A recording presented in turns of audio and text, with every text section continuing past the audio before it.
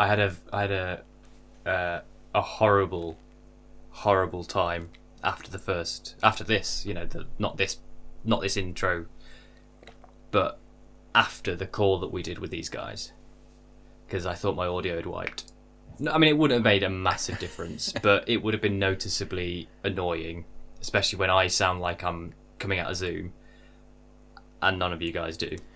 Well, or I could just not have included your audio in it. It just goes silent. Yeah. And everyone's going like, yeah. In which case, it might not be a bad thing. Imagine if that improved it. It's a real shame that you're the editor, isn't it? Because you have all the power. Yeah, it works for me.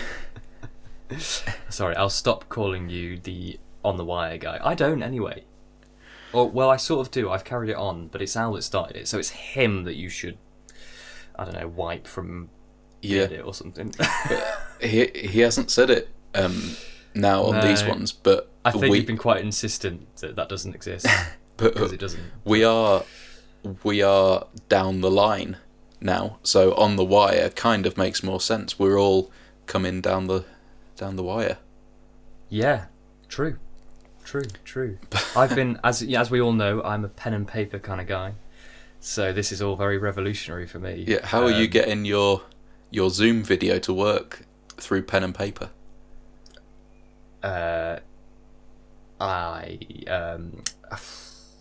Magic. But well, I'm just really, really, really scribbling very hard. It's like it's a very, very quick series of what is it? Ones and zeros. Not ones. I mean, yes, that could work as well. Dots and dashes. Storyboarding. That's it. Storyboarding. Dots and dashes. Yeah. Mark's coming to us through Morse code. Binary as well. Yeah. Anyway, I mean, we're obviously doing a very good job. I mean, that's a weird intro, but hello. This is a podcast. This is correct. Well done, Adam. I mean, anyone who's clicked on it knows that it's a podcast. Yeah, and they would know sort of who it's coming from by now. Let's give people the intelligence that we believe that they have. Yeah. Well, people are intelligent beings. They know that we're called the White Deer International Film Festival. Well, yeah, they do, but we're not that. We're the White Deer Filmmaking Podcast. We are, but I saved it though, didn't I? Yeah, you having a dig from me last week. Crikey. I don't know. Well, whether you are or whether you aren't, by now people should know. I mean, you've got this far. If you don't know what this is, well, yeah, people haven't stumbled on this. No, I mean, yeah, but yeah. So, I mean, just in case you have, welcome. We talk about filmmaking, specifically. Well, a large part of that is discussing the films that are submitted to our filmmaking festival. Oh, sorry, our film festival, which is the White Deer International Film Festival. Just to summarise and everything. I'm Mark, a festival co-director, and we have Adam, a festival co-director. Nice to have you here. Today, is that to me or to the listener? No, Adam, why would it be to you, Adam? We're not even friends. It's not nice for me to be here, but it's nice for our listeners. Yeah, exactly. I mean, honestly, for us two, this is a chore. We've reached the tether. I mean, it shows. But it does, doesn't it? But I am happy that the listeners are listening. Yeah. Or me too. Oh, absolutely. Or watching. You might be watching. Could be. That'll be a treat. I forgot about that. I need to start looking good. I need to get some beauty sleep in. You need to stop being overexposed as well. Look. I don't have the best setup going, but at least we're able to do this, and it hides all my blemishes and stuff. in just a ghostly white shape. Exactly. Anyway, who have we got today? Crack on with the important details. Today we have a slightly unusual one and a couple of firsts, if anything, you can call it that. So we're speaking to Guy Nicholls and his creative team. Guy is the director-writer of, well, a few films. We know him as the director-writer of 2 films which are submitted to our festival. We have Kissed Crowns and An Eye for an Artisan.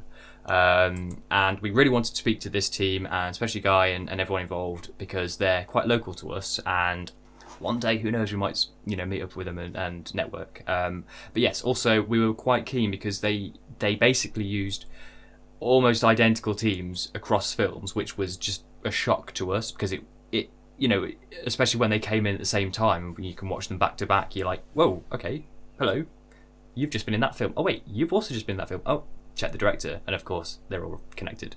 And it was kind of like the first time that we'd had a big team ensemble. We've had a few like duos and people on the podcast, but we've got 4 team members today. Yeah, 4 team members, and actually all 3 of us co-directors together again, speaking to someone else. Wow, and not each other. I know, incredible. This is a treat. Well, you are very lucky, listeners and viewers. Yeah. And also, let's take it away from us for just a minute. The films were very unique, I'd say, and yeah, cleverly put together. Very interesting films that I would recommend for someone to watch if they can. For sure. They probably can't at the moment, but no, when not. They're released, yeah. But more than just that, I'm really looking forward to see what comes next, because I'd definitely watch a feature created by these people. Yeah, definitely. I mean, you'll see in the interview, definitely a team, and especially a director who's got a vision for sure, knows where he wants to go, knows what he wants to achieve, and we would love to follow the step-by-step process, taking them on and on and on, because he admits that this is very early in his own career, and he has places he wants to get to, and it's just exciting. It's exciting to see, what happens, the stories that they as a team continue to tell, and Guy continues to write, and so just to, everyone introduced themselves. We've got 2 actors. We've got Guy, and also Guy's sound man, as he calls him, Tom, in there as well. So a real pleasure to speak to them, and I really think you'll enjoy it. On with the show. Let's push the play button, Mark. What is that? Do I have to draw that first? Yep. We'll just get on with it. I'm Emily Drewett. I'm an actor. I've just graduated from Royal Birmingham Conservatoire. Well, graduated a bit early because we had to cut it a bit short. But I've been in 3 of Guy's films, and I'm very grateful for the showreel content that he's supplied. So that's good. Yeah. Brilliant. I'm Megan. I'm second year at East 15. I've been in 2 of Guy's films, and also grateful for impending showreel content, because mine aren't made yet. So, well, it's great to meet you all, and always strange to see like the characters that we had on screen in their normal human everyday lives. Normal habitat. Yeah, exactly. Right, so I guess what we should do now is just sort of ask for, probably you, Guy, if you don't mind, if you could sort of just give us a rundown. We're mainly focusing on the 2 films that you submitted to us today. Just a bit of a rundown as to what the films are about, a bit of a brief summary of them, just so we can sort of set the scene for any listeners, viewers, and people like that. In your own words. I know it's very, very hard to do, to summarise something, but if you can for us, okay. Yeah, definitely. Where I'm at the minute, well, I should start with An Eye for an Artisan, going back to the 2, because I've done 4 short films now in total, but I think the first 2 I sort of class as my training.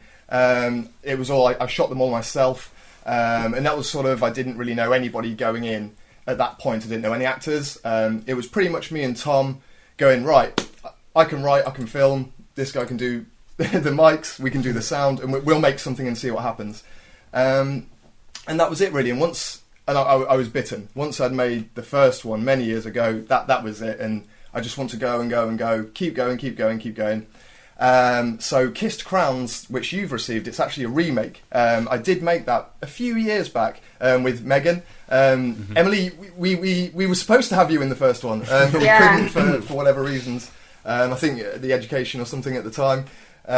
So we couldn't get you in, which is funny because years later when we remade it, we got you back to do the role which we wanted you to do. So that worked out well. So that is a remake. Pretty much looking back at what I'd done a few years ago, I now have a crew. I have my DP from London, which pretty much we're all from Horncastle Grammar School. Me and Tom both went to Horncastle Grammar School, and my DP, Brad Schemmel, he lives in London. But he's moved to London since. We're in Stratford upon Avon, and we've both sort of built up our own contacts. So I got in touch with him after a few years, and he knows what he's doing. So we got him on board, and it really just took it, not just the 4K footage, but having his eye as well as mine. It really took it to the next level. So we decided, let's remake Kiss Crowns. Let's give it a go. So we've done that, and we've got it to the level that we finally wanted it to be. And that started off really years and years ago. It was an idea of, I just had an image of a man sat by a fireplace reading a note, but you didn't know what the case was, and this medieval man sat, and this was the image I had for a long time, but I didn't know where to take it. I'd never done writing, I'd never done anything like this before, so I thought, well, just keep writing and see what happens, see what comes out of this. I had the idea of two parallel lives, which Kiss Crowns it is about, one in the modern and one in the past, and it is the same story, obviously, until they start to merge towards the end. And that was the idea of it, having these two parallels. But it was making that work and getting the right sort of hits and the right points across. So I just kept on writing. Eventually we got around to doing it, and again, I knew nobody, I knew no actors, and I thought, how am I going to get around this? So should we do it ourselves? No, we can't do it ourselves. I spoke to Megan. I used to work with Megan years back at a restaurant that we worked at, and you won't mind me saying this, but at the time you had a weekend thing where I just started working there, and I was told you had some drama every weekend. I didn't really know Megan at the time, so I just assumed no questions asked. It turns out that drama was a drama acting class. Basically a small-scale agent. Exactly what I wanted to get into, and she had a list of contacts and all these people, and it all starts with me and Megan having a conversation at work, me going, I'd really like to make a film one day, and her saying, I'd love to be in a film one day, and it went from there, and that's how it all started, this one conversation. And I know Emily, I know Blake, and it all starts off, I mean, I love these catalysts, these things that start, and then these chains of people that you meet from one conversation. I always think a small-scale agent. That's it, yeah. You should be getting commissions. And since then, I've never underestimated networking. It's you never know who's involved, what opinions they have. It's so I like to talk about it, obviously. It all started then, and then I met Blake, and there was a lad called Jamie we had, and Kira. We had lots of people on with the first one. Going on from that, we made one called Couple of the Decade, which we got you, Emily, finally. So that was great, and we smashed through that. It was very, very, it was ace, wasn't it? What a fun job that was. But that never really had any success in film festivals. That's why I classed them as my training, so to say, because it was all self-shot. And I'm sure you guys have done it, where you're trying to direct and be behind the camera, and it's tricky, as I'm sure you guys have done. So it got to that level where I now had 2 films under my belt, and I feel quite confident with the writing. I feel confident working with the actors on set. So I've been managing restaurants for years, which I do think's helped me out. I think managing on set, it's the same sort of thing. You've got to know what you want, and I'm confident in what I want. So I think working with people is great. I love all that side of it. And we thought, we've got to go to the next level. Hence, let's get Brad in with his 4K cameras and his vision. And we went from there, and I said, look, let's really take it to the next level. I really want to do something where Eye for an Artisan, it took a long time to make that, because the whole Bear Claw comic obviously come into it. So I have a lad called James Folland at James Folland Arts. He did all of the bear claw for me. We sat down a year before we'd done Eye for an Artisan and said, look, I've got this idea. And I love the idea of people that make investments in things. You see it time and time again where somebody's bought something and it's sat up in their attic and it's worth so much, and you get these people that are really addicted to that investment or whatever it is, and then you can have success from the studio. So I thought comic books was a great example because it's a bit of an easier one with sort of Stan Lee and things like that. If he signs a comic book, all of a sudden it's worth X amount, and they're just sat on a shelf going up and up and up and up and up like an antique. So I really like that idea, so I thought let's give that a go. But if I'm going to do this, it needs to span over. I need to have a comic book that's new. I need to have it in 30 years later when it's worth some money, so I've got a timeline thing going on here. And then I've got my gangster story, which I really liked. And the thing is with Lennon, who played the Travis Green, he'd never acted before. He's never done anything. I knew him from school. And when I started to pen this character, I thought, he needs to be right. I can't just get someone to play it and just do the lines. And it needs to be right. I need a bit of a hard, intimidating character to play this properly. So I gave him a call and said, look, I know you've never done this before. I've got all these guys that are got all this acting experience, but would you give it a go? and he read the lines and he was, Cockney lad. Oh, it's an exaggerated version of me. Oh, no worries, I'll do this, I'll do that. And he cracked, and he is fantastic. I assume you've all seen him, and he was amazing. And again, he's never done anything like this before, and he took to direction so well. He understood the character.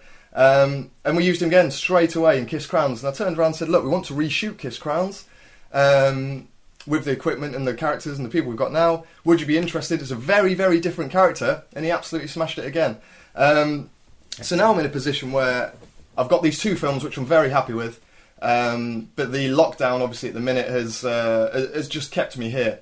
So I have a new script ready to go for you two ladies. Excellent. As well. So that's where I'm at the minute. I've got two films where I'm very happy with, and I'm just going to spend the next year sort of promoting those, get them around to you guys, get a bit of a following for the crew, hopefully work on another one and take it from there. But that's the plan for me. Another short or two, and then I'll be looking for features. I've been writing features for a few years, so that the day anything takes off, fingers crossed, I have material which I'll sort of be ready to move forward with. So that's where I'm at. Excellent. You've obviously got like a plan figured out just for your own career and some ideas for the stories that you want to tell, which is always an incredible thing. If you've got things that you want to share with people, that's always great because you have the passion then to bring in other people, like other crew members and the cast members as well. And just sort of on that point as well, like, Megan, Emily, Tom as well, like, how do you find kind of joining in on that sort of shared vision to help create, these worlds that have been written down? Like, sort of, what is it that maybe you kind of felt you could be like you were attracted to? I mean, was it simply just like someone coming up to you saying, "I've got this film idea. Do you want to just join me and do it, and let's just see what we get up with"? Or is it sort of other things as well, like parts of the stories as well, which you were attracted to that you wanted to explore in your characterizations or through the music and things like that? What sort of the elements that you felt really attracted you to them? I guess the first film I did, it was more just like trusting that Guy knew what he was doing kind of thing. I didn't know Guy, and I didn't know anyone that was sort of helping him out. So I feel like in that sense, we've sort of all grown with the production in a way, because I barely had any screen sort of experience when I did the first film, which is Couple of the Decade. But then I sort of, as we saw the finished product, I guess you think, oh, okay, like this guy knows what he's doing kind of thing. So, but then that's what's weird about it, is because especially with Eye for an Artisan, you sort of turn up and you do your one little bit and you don't really get to see the rest of sort of what's going on. So I remember in that, I sort of knew my bit and I knew what was going on, but then I was sort of trying to think about how I fit into this sort of massive vision. But then when you see the end product and it all sort of pieces together, you realise like sort of how exciting it is and how many layers there are to it. And I think that just like watching the finished product just always made me think, oh yeah, I want to do more of this or more of his work, if you know what I mean. Are you traditionally more used to theatre work then? Yeah, it's very different, isn't it? Yeah, very different, because you see that, you see everything, you see the whole play, but you have to wait until the very end before you get to see everything, and then you can see all the pieces of the puzzle, and you can see your bit, which maybe didn't even make sense at the time. And then I was like, oh my god, that's what that was like. I wish I'd done that so much differently now. We often have the conversation on set, don't we? Me, you and Blake, to be fair, the difference between how you would say this on stage to how you would say it on screen, it can be the same words, and it's a completely different delivery, obviously. And we often have this conversation, like the difference between how you sell it on stage and what you see on camera and what you see on stage. It's where the director comes in and says, you know, I know you might not get this like fully now, but if you just trust my vision for the whole thing, then it will work and it will make sense, and you know it'll be meaningful at the end. Is it the same sort of thing for you, Megan? Like, do you find similar things? Is your background very similar, or?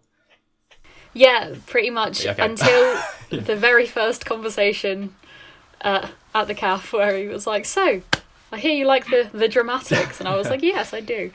That was the first kind of screen experience ever, and it was a case of, okay, like, throw some caution to the wind and see what happens. I'll go and stand in a field with you for a bit. Like, it was great.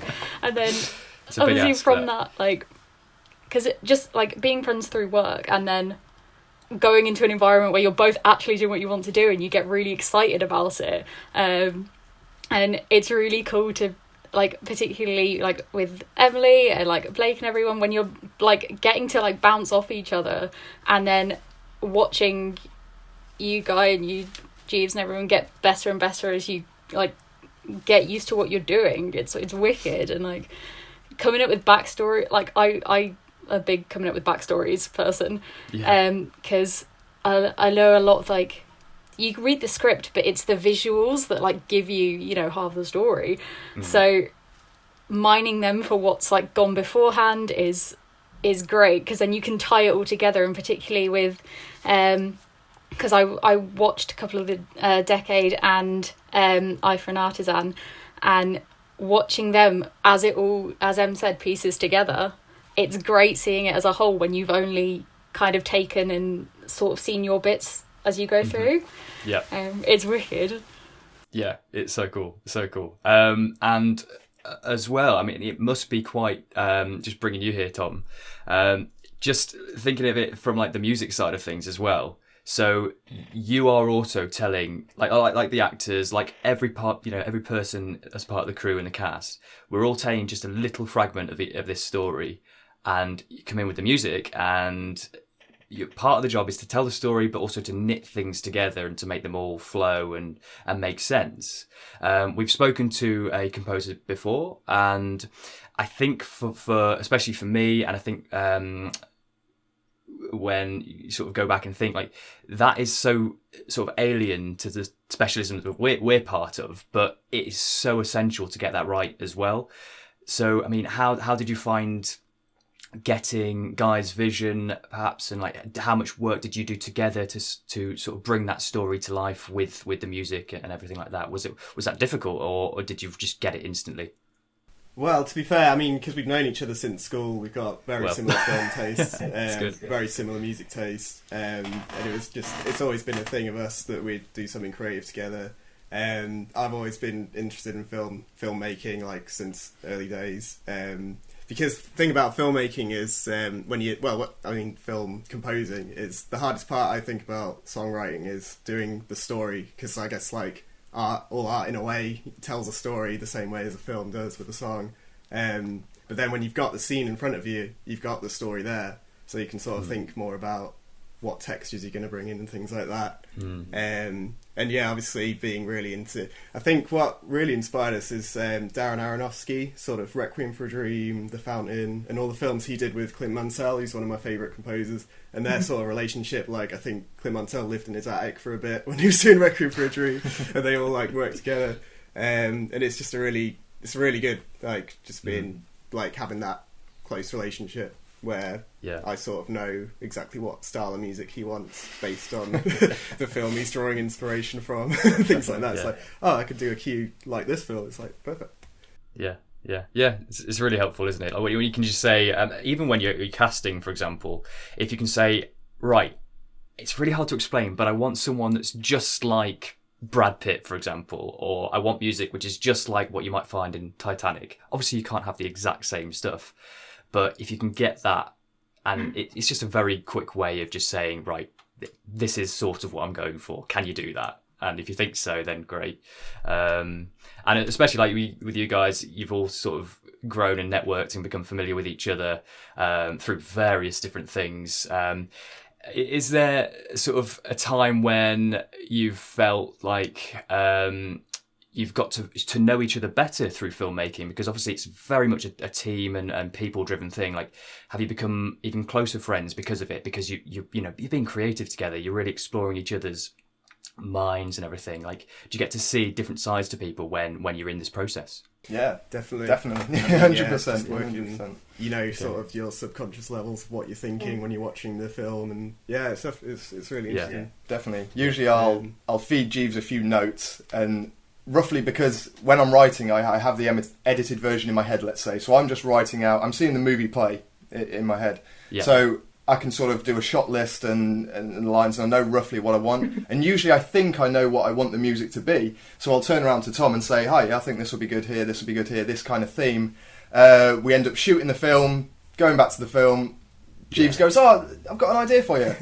We sit down, it's completely opposite to what I wanted or expected, and it's amazing. So there's a lot of that, there's a lot of back and forth. And But we're never afraid to try anything, and it's the same with the two girls. It's, you spend a lot of time. They bring so much to the table themselves, and we always said from day number one that let's not go, this is the way it is, end of.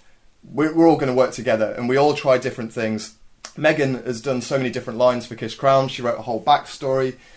So she turned up on the first day to shoot and goes, right, so my character, all this history to a character from day number one, and she is that character.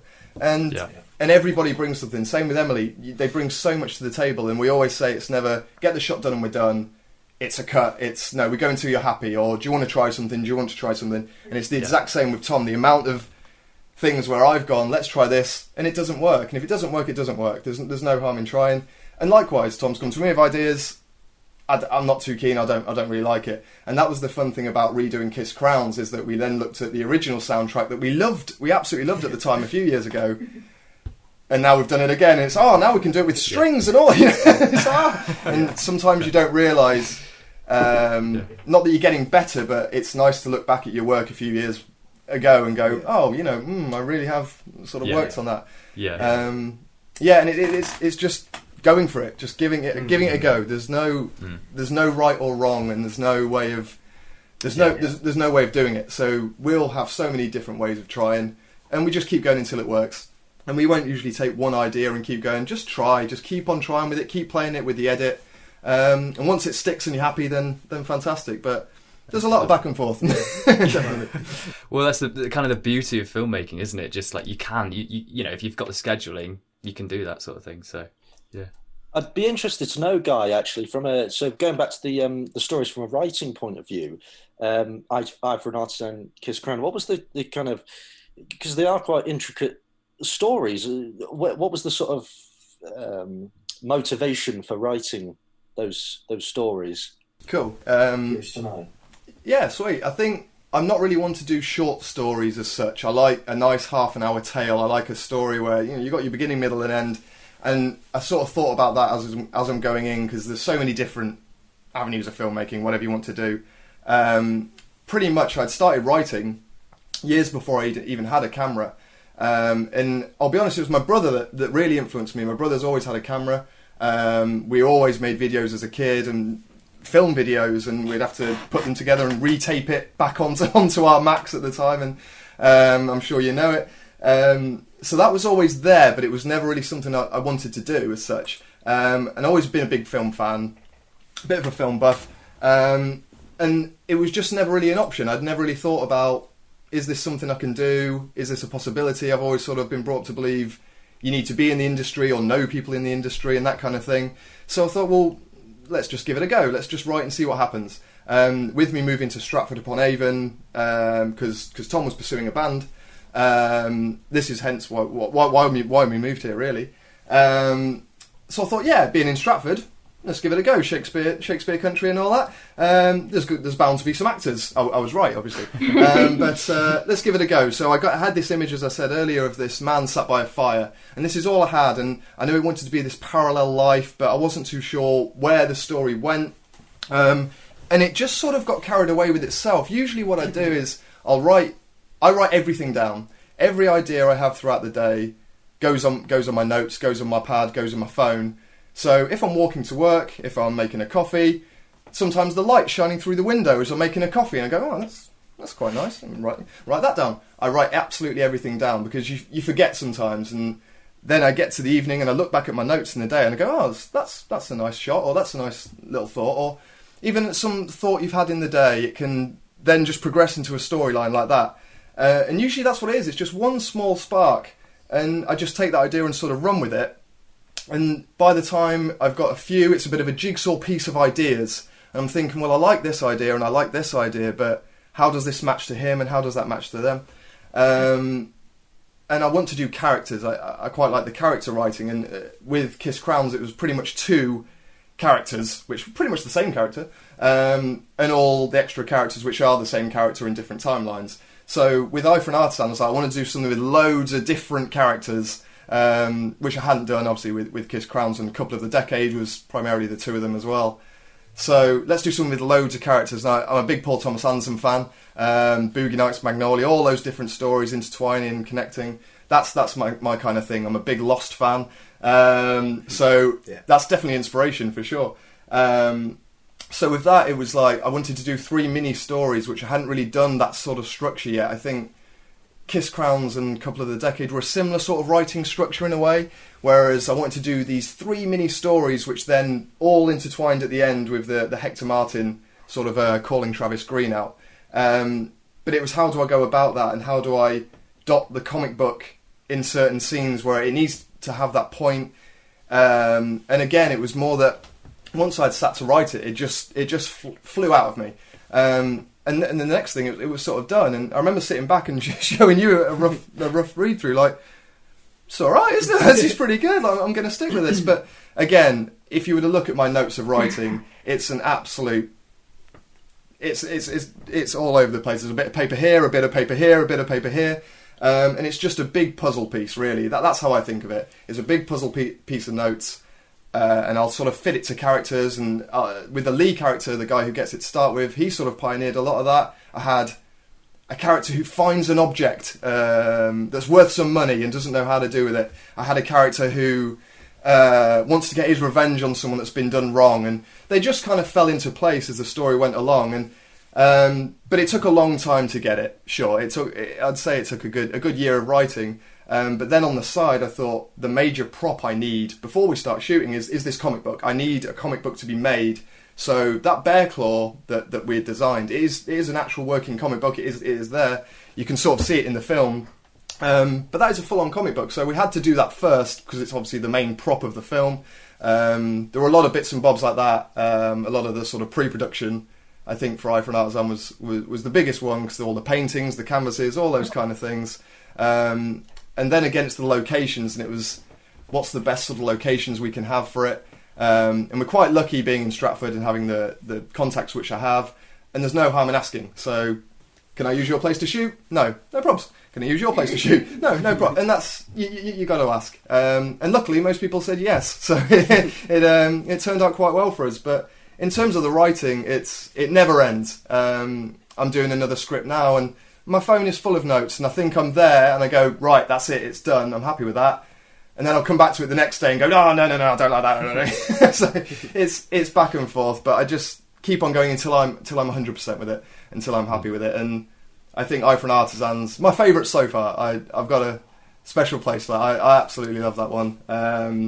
It was so much fun, every stage of it, making the comic book, writing these really extreme characters, and then doing the shoot was so much fun. I mean, we always do an outtake reel after we've done a shoot because we, we end up just messing around a lot of the time. But that's half the fun. And like you were saying earlier, Mark, it really does build this relationship. I mean, when I knew Emily 4 years or so ago, we turned up and we did a week of working together, and that was about it. And then the odd conversation here or there. But yeah, you really do grow. And we have groups, we have chats, we have this, that and the other. And that was the idea from day one, which I said to everybody, that I'd like to grow a crew, so to say. We're all inexperienced. No one really knows what they're doing. Let's just go for it and see what happens. We're all on the same level. We just want to get ourselves and our names out there and do something. Especially when you've got no money, you've got no budget. But there's a lot of people in the same situation as you. And that took a long time to sort of get over. It was, how do I get these people to work for me? Well, these people are the same as me. They want to be making films, or they want to be creating. And that was it. And once you find the right people with a similar kind of mind like these guys, it's great. It's fantastic. Sort of on that note, sort of as part of the team building experience, obviously you all share the triumphs together, but you all share the challenges as well. I mean, a sort of question for all four of you, really. I mean, if you had to sort of think back to the biggest challenges you all had individually, and perhaps how either individually you resolved those challenges or as a team you resolved those challenges. I'd be curious to know how that all came to pass, if that's all right. Of course, yeah. For me, I like to be extremely organised. So, as you guys know. So, I like to think that if I'm on set and someone has a question for me, I know the answer. The last thing I want is other people to sort of doubt, or not necessarily doubt, but you've got to be confident. You've got to know what you want, and you've got to have an answer. But at the same time, be flexible to be able to work with these guys and take their input or what they want to try. So I think a lot of the time it has been quite smooth for me because of the people I've worked with, because I've known Jeeves for so many years, Tom, because I've known Brad, my DP, now for so many years. Working with friends is easier, obviously. It really helps, and I think you can be a lot more creative with your friends sometimes because you get that kind of relaxed, okay, cool, try that. Sometimes when you're working with someone you don't necessarily know and you're not on the same page as them, it can be quite tricky, and sometimes you get sort of rushed ahead and you got to think, oh no, everyone needs to sort of be on the same page here and know what we're doing. And I try to get that, but I've not really had any issues as such, but I'd say the biggest one for me, which is a big learning curve, is that fires don't last forever. You need to keep on topping those fires up, which would be the ending scene of An Eye for an Artisan. You learn so much every single time, and sometimes you don't realise what you're learning, and then you come to do the next one, or you set up a different shoot, and you just automatically put something in place because you've learned from before, or what hasn't worked, or certain movements of the camera that when you're writing it you think, that's alright, that's no worries, and then you come to do that and you spend an hour trying to get the one shot where you're turning around, and so a lot of the time it's being practical with the shots. I think I know what I want, and sometimes when I write a script I think, can I do this? It's all good writing something, but can I actually do this? What's the practicality? Will it look good? Will it get away with it? So fires is the main thing for me. Oh, brilliant. I think to be fair, there hasn't been that many like challenges in terms of like working on a lot of these films, but maybe one is, I guess, kind of similar, is time, because I guess because we're in an environment that is so kind of relaxed in the way that if you've just done a take and you're like, oh no, I can do that better, and you do it again and again and again, and you sort of everyone gets a bit carried away, and then you sort of realise, oh God, we've been going this long, we've got to get to this location, and we've got to do this. So yeah, that's probably the only challenge, and also working with people you get on with so well. I feel like there's been a few times where I've corpsed a lot, or like we're trying to get through a scene and I just can't stop laughing, and I don't know why I'm laughing, but I just can't stop. So maybe that's for the outtake reel. Challenge. That's all it's for. It's great. It's easily done, though. Easily done. The corpsing got me in the first. It was the first Kissed Crowns in the field. Every time Jamie, who was playing brother, every time he turned around, I lost it, and it was awful. because the gag reel is just interspersed with various things of me in a field like crying with laughter. That's what you want to be doing, isn't it? Like, sounds like a good why time. not? Yeah, outside practicalities. That's one of the challenges that I've found with it. Just because, like, for some reason, it's always rained recently when I've been filming outside with you, so the ground is quite slippy. And then stuff of dealing with people walking past, but even like in the offices and stuff, just the practicalities of working on set when you've never really done it before. That was a big thing of, okay, I'm dealing with the stuff now, right? And that was a wild one. Yeah, we had the exact same issue with rain. We decided it was lovely weather all last summer. We were going to do a film, and then the day of the filming, it just came down. It was all outside anyway, so we just had to abandon it. But so much time and prep goes into it, and then it's just not in your control. So you just have to say, enough's enough. So we'll get back to it eventually. And in terms of music as well, like it's same thing. There's any particular challenges? I know you guys have a great relationship, but is there anything that maybe any clashes in creating? The big challenge for me was learning how to do field recording, because I mean I've got a degree in music technology, which is all about studio recording, mic placement, and I was like, oh cool, I'll do the sound for the film, no worries. I know about mic placement, how to capture voices and that. So when we did Kiss Crowds for the first time, I just went in the studio and got some really heavy, long boom poles for microphones, and so for each scene I was setting them up like you would a sort of a tripod on a camera. It's like, oh okay, yeah, and then like just moving it around. I called it the octopus because it was just like this crazy like contraption of like a Zoom recorder and loads of stuff coming out, and that was so impractical and it was a nightmare. And then the next one, I just bought myself a nice carbon fibre boom pole, and it was amazing. It was like the difference between night and day, and I was like, oh, this is how you do it, because it's like just jumping in at the deep end. And yeah, just learning, because obviously when you're recording an instrument in a studio, it's still, or it doesn't move, but then learning how to sort of move with the actors and sort of learning each take, learning where to put the mic, it's sort of like you got to quickly learn exactly where to put the mic each take, and it's quite an interesting sort of quick process. And that's a lot of the fun, isn't it? Like, right, let's set up the shot. Where's the sound going to go? Hide behind this cupboard down there. And where's where? There's some great outtakes where I just slowly move. Where'd you come from? I'm just trying to get a clear signal. Have you found that you've had to like build up some muscles because you get in some weird positions of just like? Actually, there's a lot of locking into position that goes on. Yeah. And then when you let the actors do their thing, and then they just go with the scene, and you're just like, come on, finish the scene, come on. Just start shaking. Don't get it wrong. Oh dear.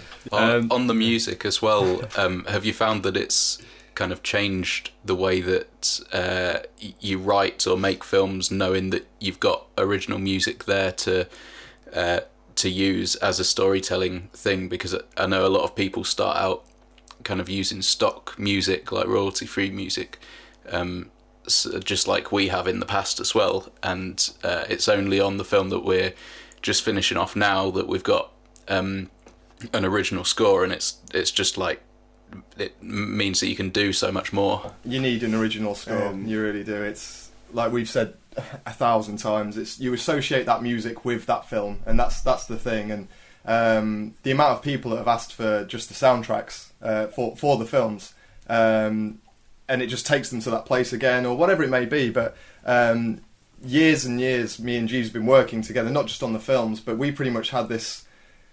That was a long time ago. We sit and said, look, I started off filming music videos for Tom. That's how once I got a camera in the first place years back, I started doing music videos for Tom, and then it sort of went from there, doing adverts for people, little promotions and bits and bobs around the town. And we always had this agreement that I'll always do the shooting and Tom will always do the music, and we'll always have that relationship of original music. So for the production company, it was something that we even put out there, and on the website it was, look, we always have original music.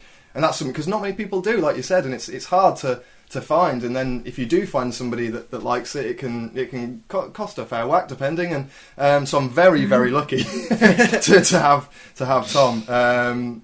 and it's nothing basic, as you've heard. He really pushes it. Yeah, definitely. I think it's good as well because we work closely together. A lot of times you'll get, if you're working for someone who's far away, they'll probably send you the film with a bunch of sort of temp tracks in, like, this is what I want, this is Mozart's Requiem or whatever, and stuff like that, and then you sort of limited to that sound palette and things like that. But with us, we sort of skip that stage because we're just in the next room. It's like, oh, I want something like this, and then it sort of comes out sort of more naturally, and you can sort of play with it. But then it never turns out the way it is anyway. So I'm quite experimental by nature, I guess. So, yeah, you're 100% in terms of the music is. We think a lot of the time half of the story. And sometimes it's amusing when we're putting it together and we go, just flick the music off for a minute and how the scene can look.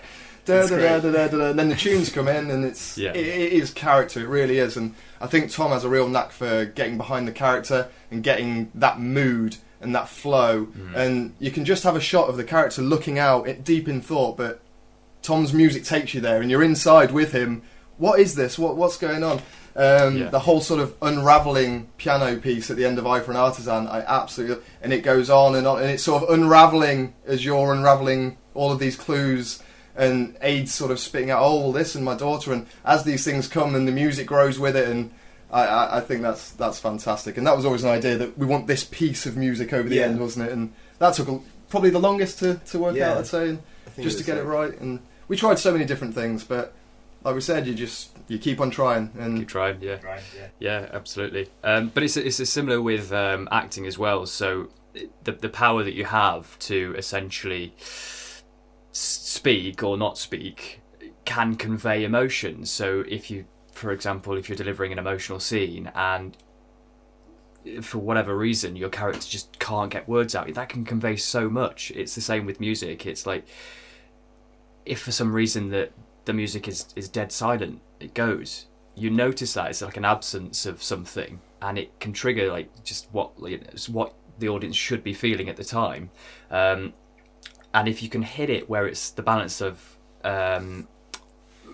like a natural kind of state of expressing emotion, then you've really got it. I think if you can just find that balance, because a film is never completely going to be done. It's always just you're sort of happy to go, yeah, okay, other people can watch it now. Yeah. So it's just about finding the balance in everything. So it's just so good to be able to talk to other filmmakers, just to hear that everyone goes through the same thing. So it's just nice to chat with you guys and just and hear similar stories. So good.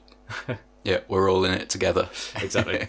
We're all suffering the same issues and problems to overcome. But on a similar kind of technical note, would we be able to talk a bit about you and your relationship with the DP guy?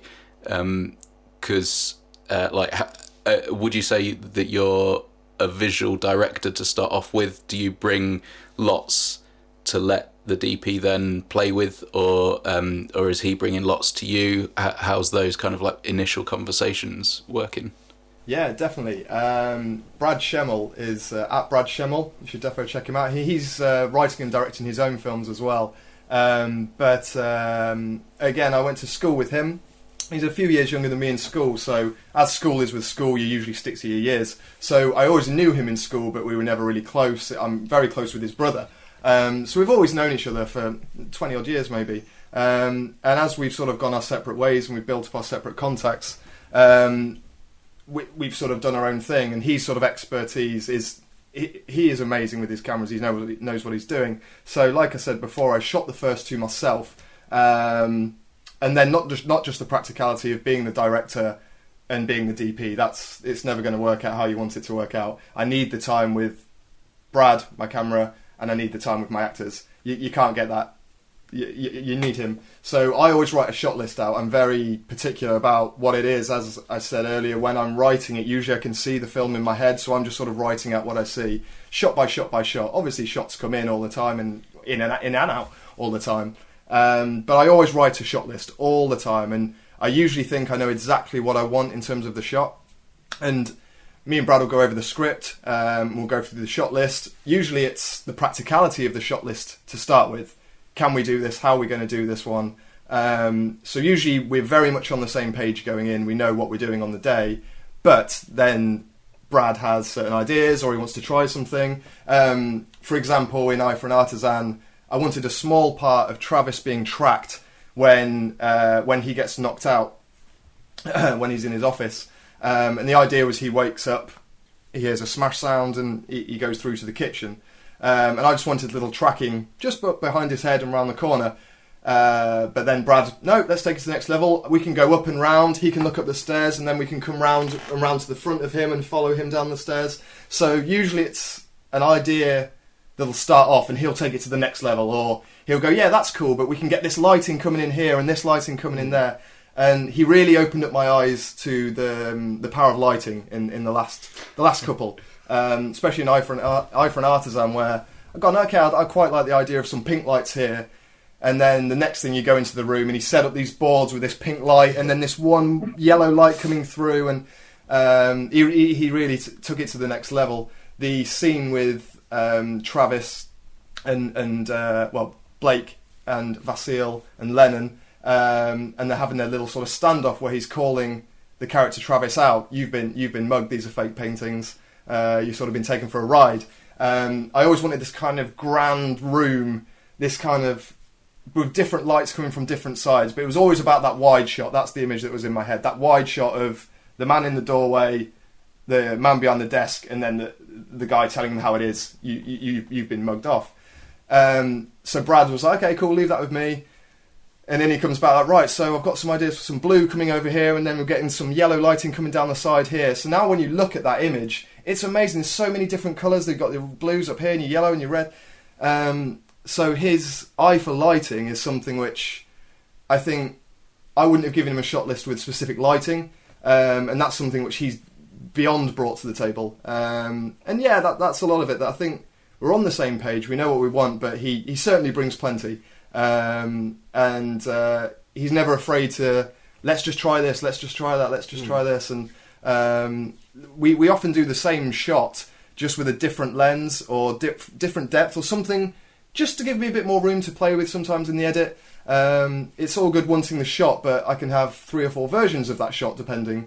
Such as there was the one with Jeeves had played young Hector Martin, I don't know if you picked up on that, where he's drawing with his hand on a piece of paper, and we just want him sketching out the bear claws. And that's all that, and I'd given Brad the shot. I wanted it to be of his hand in the foreground and the background, just so we can see who it is. And he'd done 4 or 5 different shots, and they're all completely different. And the depth on this one and this one here, and we can see the pen on here. It's just given me a lot more room to play with in the edit. And that's something I didn't really do before. When I shot the other ones myself, again, it's me shooting and directing. So you're running around, and like we've said, sort of time restraints as well. Whereas with this one, it's really sort of freed it up, and I don't need to worry about... I've got complete trust and faith in Brad, I really do. So I can spend my time with Emily or Megan, and I can turn around and Brad's set up and he's ready to go. And what do you think of this? And should we try this? And but it's purely teamwork. That's the thing. Everyone's opinion is more than valid, and we try everything. It's that's wrong, that's right. If he's got an idea, we try it all the time. Definitely. He's fantastic. At Brad Schemmel, I would suggest following him or giving him a little look up. Definitely, he's certainly got an eye. Excellent. Whilst sticking with the camera work, Megan and Emily. So this is sort of, you're becoming a bit more familiar with the screen stuff now.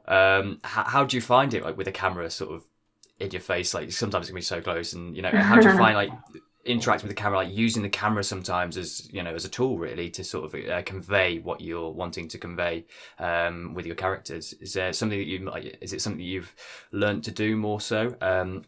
Because it's almost like you're reacting with an audience and you're treating it like an audience. But is that something that you maybe have found when you're working with a camera as opposed to on stage? Yeah, it's getting used to having the camera there, I think, and then getting used to having it there so you can kind of ignore it a lot of the time.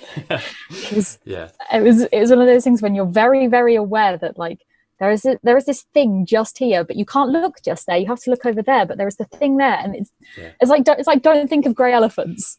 It's like don't look at the camera. Yeah. Oh, no, yeah. Yes. Yeah. Of course.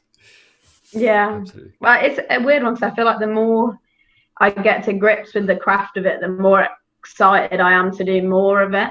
Yeah. So I guess the first one we did, it was you're a little bit apprehensive because you're kind of so aware that as soon as that camera's on, right, we're going and it's filming me and I can't get it wrong. I've got it, that kind of thing. But I feel like the more you get used to it, the more you learn about kind of the craft of it and how different it is from theatre. It does just kind of excite me a bit more for future projects in a way, because I kind of want to test out new things I know about it, or so it's quite exciting learning more about it. Yeah.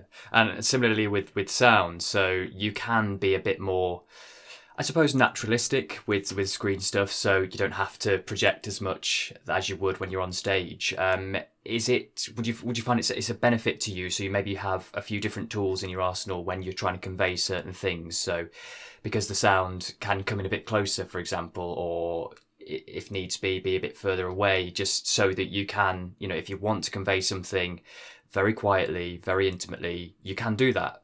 Is that something that you found to be of a benefit to you?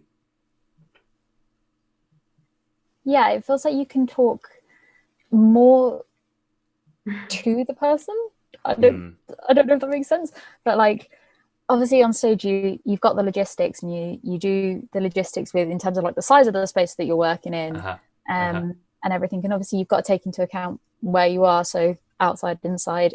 But yeah, it's really good working with Tom with the room and everything, because it's really easy to just be like, okay, is this loud enough? Can you hear me? Is it okay if I go here? What's my range of motion? Yeah.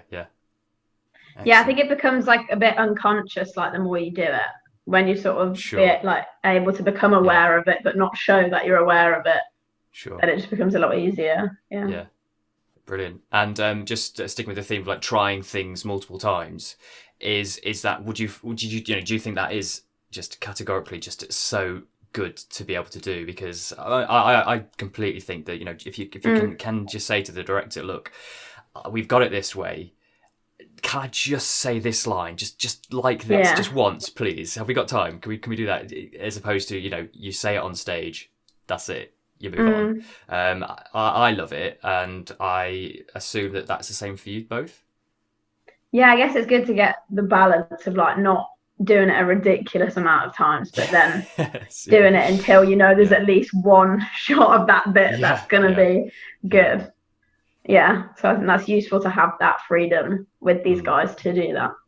Excellent. Blake's the one. Blake's pretty much the end of every one of Blake's takes. No, I didn't like that one, let's do that again. No, I didn't like that one, let's do that again. No. So yeah, it's as much as they need, and as many different ways. Sometimes you can write something and the way that it's being said in my head, and the way I want it to be said, to sometimes the way that the guys say it, it's not how you imagined it to be. And sometimes you've got to correct that. Sometimes you've got to go, wow, that's so much better than how I expected it to be, which is usually the case. It's usually much better. Once you see your words come to life and there's people reading your dialogue, it's a nice feeling when it's done right, definitely. I guess that's quite similar for like us as well, because I guess when you've got a script and you're reading it and you're the only one there, you sort of have to try and imagine what the other person's going to say, but then when you actually get there, and then I guess what you're given is completely different, like you say, Guy, to what you expected, I guess then you've sort of got to be more open to changing what you had in your head originally. 100%, yeah, definitely. That's what's so good about being able to do it like multiple times. They have as well, so use it. And sometimes it's a bit strange. Like we on the film that we've just done, we had our actress in that. She was so convinced that she could do a scene just better. And when she said better, she meant more natural, like less like she was acting. And we all thought, like me, Al, we all thought, like, you did great, you did so good. But you know what? If you really think that you can do it better, then sure, go for it. And yeah, she did, and it was just so good to sort of see her break out of that kind of nervousness with a scene and just explore it and just experiment and just be freer, be more natural. And also being able to trust your actors as well, I think is the real strength of any director, to let the actors act I always say it, but it is just you get the best performances in those free-flowing scenes where you kind of give that room for kind of improvisation. It does come across really nicely. Definitely. And that happens, I think, a lot with Emily and Blake, so to say. Sometimes we can be running a scene and we'll say we'll go from X to Y or whatever. But a lot of the time, just keep on going, just keep running. It's great. We're in the zone. There's no need to break. Let's just keep on running. Especially with the Last Kiss Crowns scene, I think, Emily. We just keep going, just keep running with it. Why not? For a couple of the decade, I wanted, like you said, some of those kind of on-the-spot moments. And we did a lot of that with them, and we pretty much gave them a load of Christmas presents, because it was a small scene at Christmas, a load of crackers, a load of stuff, and right, we're recording, open those presents, right, we're recording, pull that cracker and tell that joke. And it was just, it was them, it was real. And that was great, and I'd love to do much more of that, where you're not tricking the actors, so to say, but you're getting that performance where you couldn't write it, and you're just getting something. And that's probably one of the best lines in the whole film. The fish, you know what I mean, Emily, with Couple of a Decade.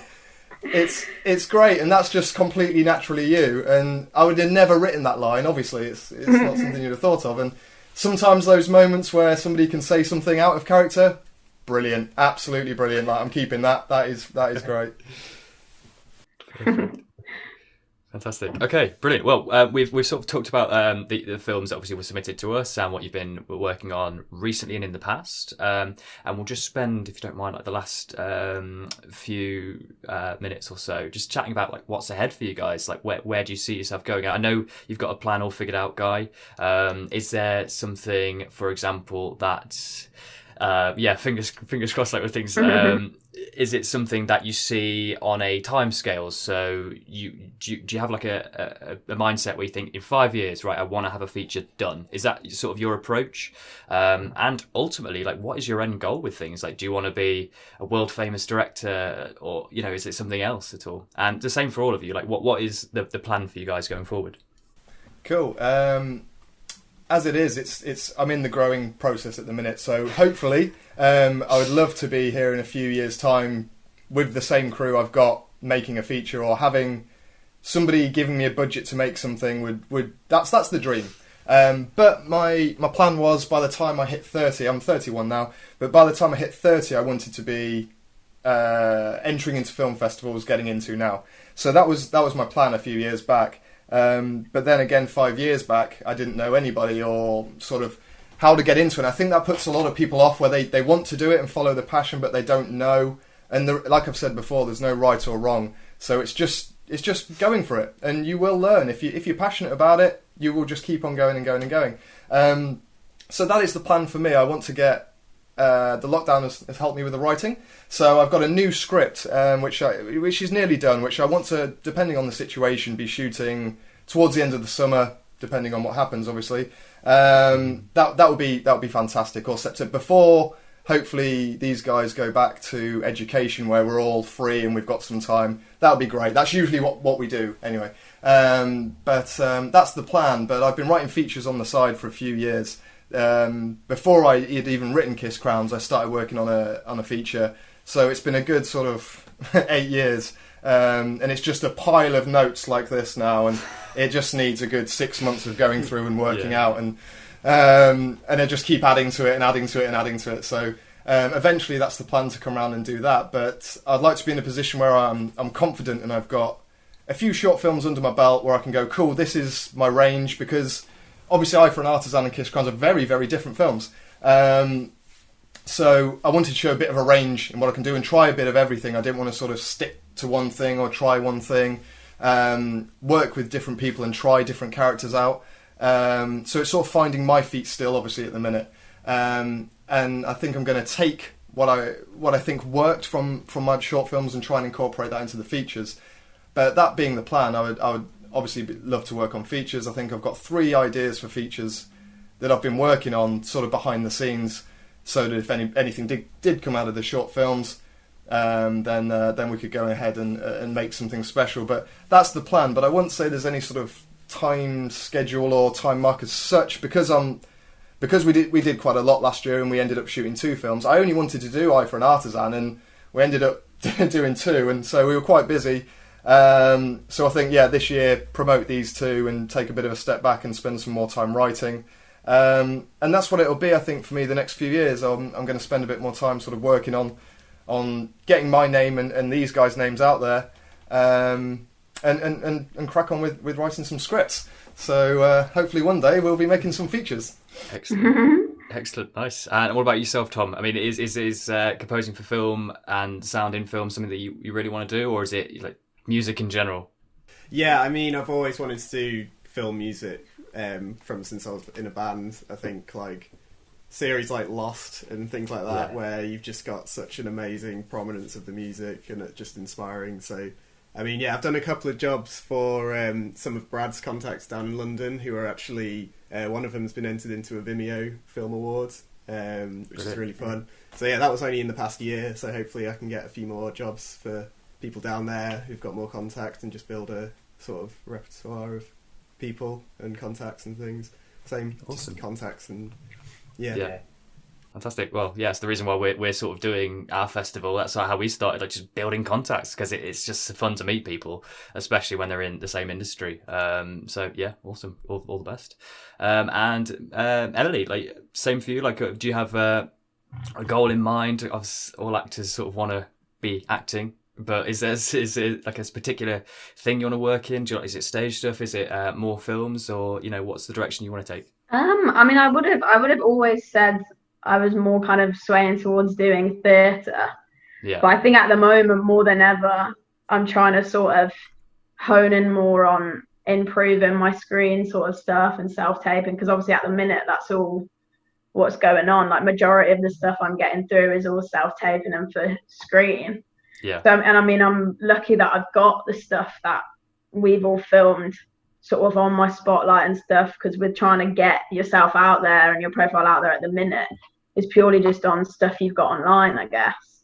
So I'm lucky that I've got those, but hopefully when this sort of start, like this is all over, I don't know when it's going to be over, but hopefully we can do more filming. I can get some more material on my show reel and just try and get, like Guy said, get my name out there and sort of start building a career for myself, I suppose. But I think in terms of like, just to like conclude, I guess I'm glad that I said yes to the opportunity that Guy gave me way back in the day.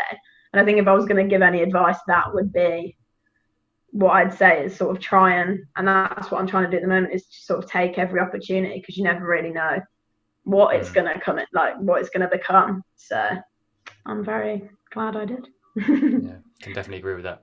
Definitely say yes. Just say yes. You don't know where it's going to lead. Mm-hmm. Yeah, for sure. And Megan, what about yourself? Yeah, similar. I've got a year of training left, and we've got online classes this term, which are an experience, but it's teaching us to adapt, I guess. And from that, we've been doing a lot of kind of voiceover stuff, so stuff like audiobooks and radio.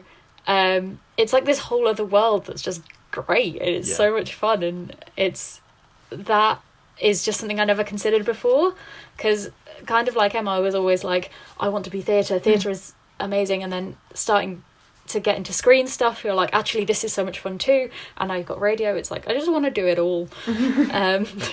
So I probably need to start sorting out more of a plan, but at the moment I just want to try everything. Well, that's always the best. Like when you know that you can explore and do loads of different things. Like with filmmaking in general, like there's so much stuff. Like I never thought I would be doing a podcast one day, because I always wanted to be acting. But here we are. So great. I mean, Alistair and Adam, do you have any final questions? Because you two are very much better at going specifically into certain like specialisms than I am, especially technically. So I don't know if you've got anything final that you maybe want to ask these guys. I mean, I've enjoyed speaking to you guys all very much so. And then what we'll do is, if there's any final questions, I mean, you guys can ask us stuff as well. It's like, it works both ways. But at the same time, we'll give you some time coming shortly to just promote yourselves to hopefully the many people listening and watching. So anything final like from anyone really, like any questions at all? You got anything to say, Al, or shall I say something? No, you go ahead, Adam.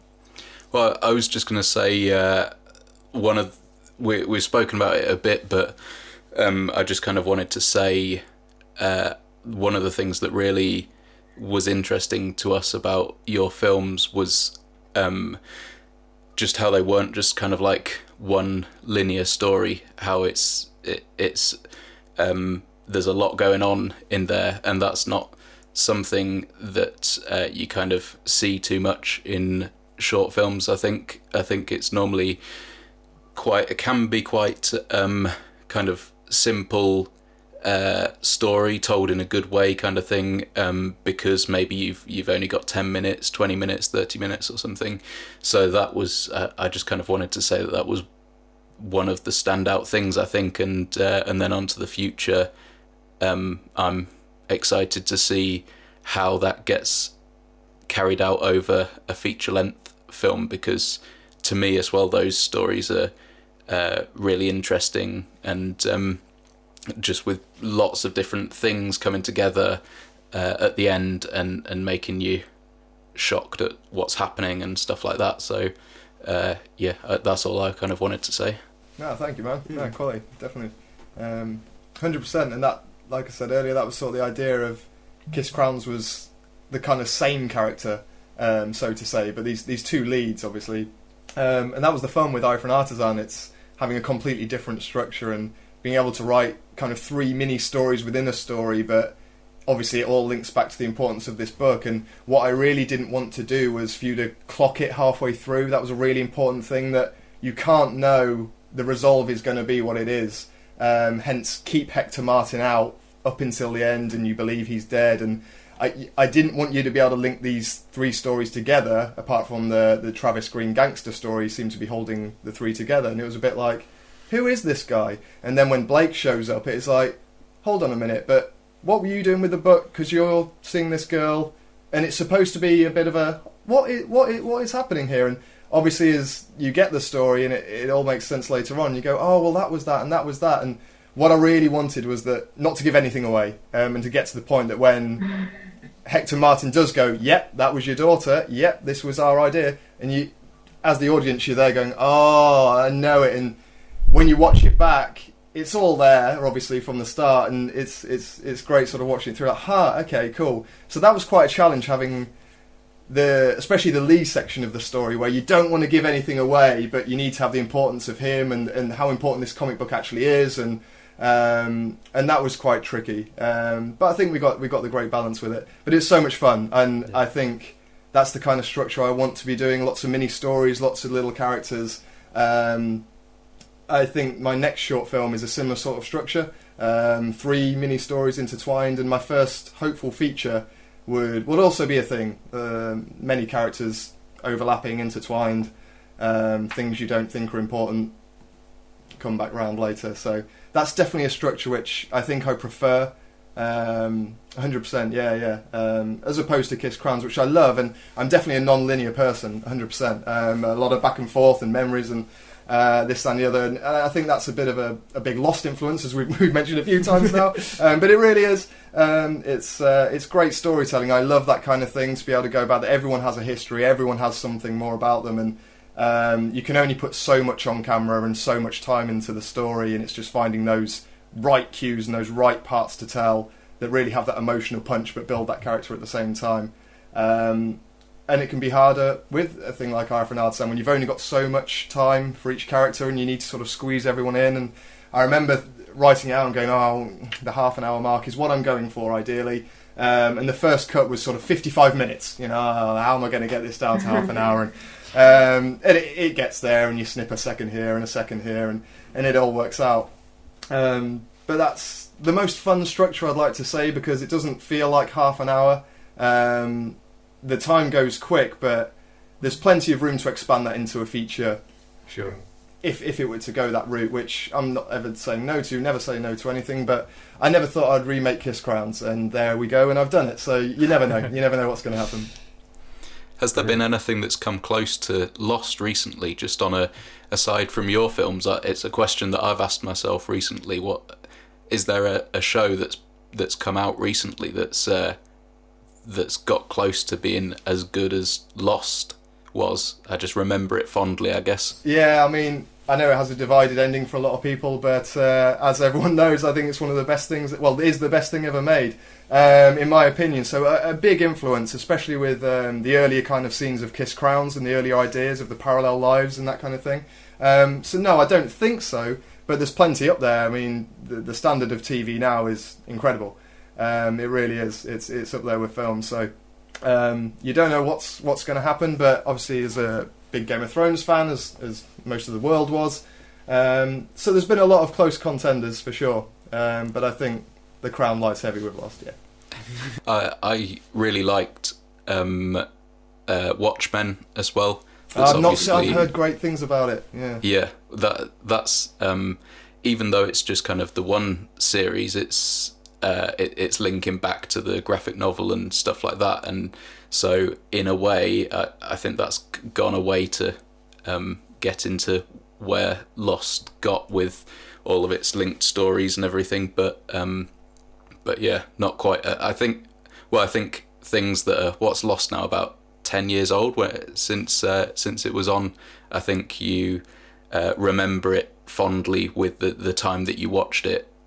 So I guess that's part of it as well. But I do think it was great, and I wish there was more stuff that was as good as that and as big as that as well, I guess, because stuff's a bit smaller in some ways now. It's like less series, less like not 6 seasons long maybe, unless it's a average cop thing that's a bit average, I think. Definitely. I think a lot of it goes into there's not many shows where they go into. I mean, I'm a big Westworld fan. I don't know if you're familiar with Westworld at all. I haven't seen it. I'm wanting to. Highly recommend that. That is very non-linear, different characters, lots of stories going on. That is fantastic. And I think the difference with a lot of the shows is that, such as Lost and Westworld, they have the ending written into it when they start the first episode, and you can really tell these kind of shows where they have a point and they know where they're going. And I think a lot of the time you get series 1 of something which is great, and then they don't really know where to take the show. You see it all the time.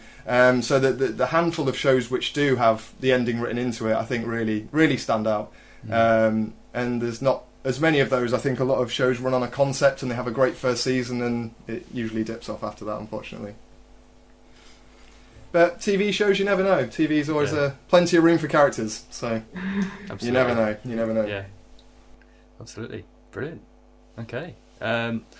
Well, everyone, I mean, honestly, thank you so much for speaking to us. I mean, I know I could carry on chatting for hours, but obviously we've all got lives to live, even though it might all be indoors and stuff at this point in time. So how can we follow you if people wanted to get to know more about you and to just talk to you about Lost, Westworld, your films, your acting, music, whatever? How could people follow you? Yeah, just send you a weird message about Lost. So I'm glad you're in this podcast. Can you chat to me about Lost, please? It would be my Instagram is GuyNichols9889. So you're welcome to check out. I've got all my trailers and bits and bobs, some pictures from the onset and bits and bobs like that. So it's all film related and everything that we've done. And a Facebook page for GTN Productions at GTN Productions as well. If you have a Facebook link, similar sort of thing on there. All my Instagram pictures and trailers and whatnot is all on there. Excellent. Tom? I'm Tom Jeeves Music. So if you go on SoundCloud, just Tom Jeeves Music, that's got all of my scores and stuff and all my previous work. Facebook's Tom Jeeves Music as well. You can follow us on that. I've got an Instagram which is the Jeeves. Jeeves is Jeeves, by the way, like the butler. And yeah, that's basically it. Like the butler. Not the website. Brilliant. And Megan? Yeah, Instagram's probably best. My one, just Megan Dunnico, Dunnico, and then same on Facebook. Fantastic. And finally, Emily. Yeah, probably my Twitter. So it's Emily Drewett 2. I don't know why it's 2. It just is 2. Which is DREWETT. Yeah, and then there's links to all my other things from there. So that's perfect. And of course, anyone else, casting crew that maybe couldn't make it today, or will happily link to their stuff as well. So Yeah, thank you very much. What we'll do now is we'll just stop the recording, everything. We just breathe for a few minutes or so. But thank you once again from all of us at White Deer. It's been a pleasure speaking to you and a pleasure watching your films. Thank you. Thank you very much. Thank you. Thanks. Well, what a great team of filmmakers and group of people that was. You can really see from them how they make good films and have fun doing it. Really, it just seems like a lot of fun to work on the films that they make, and absolutely, and the results are great. So yeah, absolutely. Just can't wait to see what they come up with next, really. And we can relate. We work as a team, and it's good to just find that group that you're familiar with and explore the options with them. You know someone's ability, but let's give them the freedom to explore. And it's just really good, honest filmmaking, good indie filmmaking. It's just amazing. And just the whole point of collaborating on films. I think the whole point for me of making films is that you get to make films with people. Coming from the one-man band route of making films, I just so much prefer making films with people, and there's so much more that you can do if you listen to people. And obviously, Guy listens to everyone, and everyone has a voice on set, and that sounds like a good set to me. Absolutely. And yeah, it is just amazing that we get to chat to them. And amazing that they've worked with people that I have recently found out that I work with as well. And this is exactly why we do this. It's to open up those doors and make that small world, that small industry that we work in, just that little bit smaller, so that we can collaborate and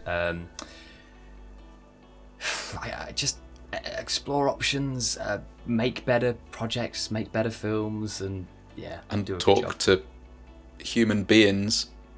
What are they? I know, it's strange when you sat in front of a computer all day, but that is also, I think, the reason why films are good, because when you work with people, you have human connections with people, and that it seems like, especially with Guy's team in mind, that's the foundation to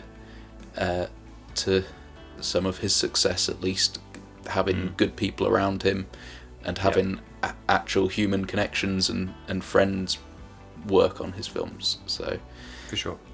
Yeah, but anyway, do we have excellent a code? Yes, enough of nonsense about films. We want to be discounting, and we do have a code. So, ladies and gentlemen, and just to plug the pen and paper or whatever, get your digital device out if you would like, and make a note of this. WDPOD 679. WDPOD 679. And once again, that gives you 10% off a single entry into our film festival, and that can be used this week only. So if you're listening to this in the future, look out for the next one. But yes, we welcome your entries and look forward to watching them and maybe meeting you one day. So yeah, I'm sure people are listening on release date. Yes, you would assume. Well, yeah. That's when they get the notification. So why are we talking about this? Just let them get on with their day. Good. People have switched off by now anyway. No, they've stayed for their code, got it, and gone. Yeah. Well, let's go ourselves. Sure. On to the next one. Do all the things. On to the next one, yes. Okay. Bye, everyone. Have a great time, day or night. See ya.